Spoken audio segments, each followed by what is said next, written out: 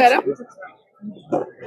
ఈరోజు రాష్ట్ర వ్యాప్తంగా దేశవ్యాప్తంగా వినాయక చవితి పండుగ జరుపుకుంటున్న అందరికీ కూడా వినాయక చవితి శుభాకాంక్షలు తెలియజేస్తా ఉన్నాను. ముఖ్యంగా మన బాలాపూర్ వినాయకుడికి ఉన్న ప్రాధాన్యత ప్రపంచవ్యాప్తంగా మనందరికీ తెలుసు. ఉత్సవ కమిటీ నిరంజన్ రెడ్డి గారి టీం అందరికి కూడా అభినందనలు తెలియజేస్తా ఉన్నా. ఎప్పుడు చేసినా కూడా ప్రశాంతంగా జరిగేటట్టు, వేలాది మంది ఇక్కడ భక్తులు వచ్చినా కూడా వాళ్ళందరికీ అసౌకర్యం లేకుండా బాగా ఏర్పాట్లు చేసిన టీం అందరికీ కూడా సహకరించిన అందరికీ అభినందనలు తెలియజేస్తా ఉన్నాను. ఆ విఘ్నేశ్వరుడి ఆశీస్సులు అందరి మీద ఉండాలని మనస్ఫూర్తిగా కోరుతా ఉన్నాను. ఏ కార్యక్రమాన్ని ఏ పూజ మొదలుపెట్టినా మొదటి పూజ అందుకునేటోడు విఘ్నేశ్వరుడు. ఎలాంటి విఘ్నాలు రాకుండా ఏ కార్యక్రమం తీసుకున్నా దిగ్విజయంగా పూర్తి అయ్యేటట్టు దీవించమని మనస్ఫూర్తిగా కోరుతూ ఉంటాం.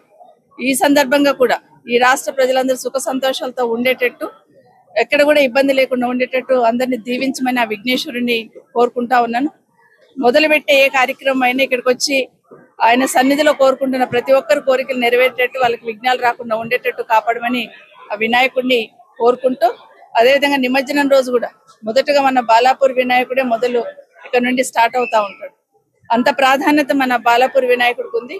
ఈ ప్రాంతం శాసనసభ్యురాలుగా నేను ఉండడం అనేది నేను పూర్వజన్మలో చేసుకున్న పుణ్యంగానే భావిస్తాను.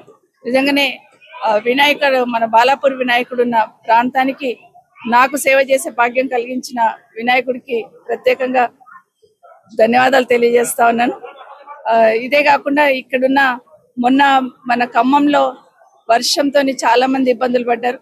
ఆ దేవుడికి మనస్ఫూర్తిగా కోరుతా ఉన్నాను. అక్కడ చూసిన తర్వాత మనసు కలిసివేసింది. వాళ్ళందరూ కోలుకునేటట్టు, ఆ ఖమ్మంలో వరద వల్ల ఇబ్బంది పడ్డ వాళ్ళందరూ కోలుకునేటట్టు, అది విజయవాడ కావచ్చు, మన ఖమ్మం కావచ్చు, ఎక్కడైనా కూడా వరద వల్ల ఇబ్బందులు పడ్డ వాళ్ళందరూ తొందరగా కోలుకునేటట్టు వాళ్ళకి శక్తిని ఏమైనా విఘ్నేశ్వరుని కూడా కోరుకుంటూ ఈ రాష్ట్ర ప్రజలందరూ సుఖ సంతోషాలతో ఉండాలని మరొకసారి మనస్ఫూర్తి కోరుతున్నాను. ఈ వీడియో మీకు నచ్చితే లైక్ చేయండి, షేర్ చేయండి, మా ఛానల్ ని సబ్స్క్రైబ్ చేయండి.